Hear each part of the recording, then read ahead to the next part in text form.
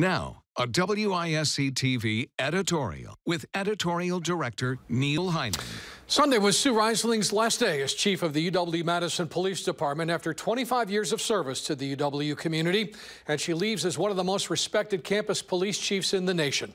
It's a tribute to that reputation that she moves to her next challenge as executive director of the International Association of Campus Law Enforcement Administrators.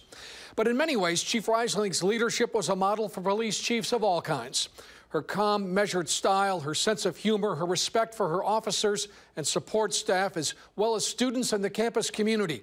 Her performance under pressure are not just worthy of our praise, but such a stark contrast to the negative image of law enforcement today. Riseling's career in Madison was marked by a number of firsts, too numerous to mention here.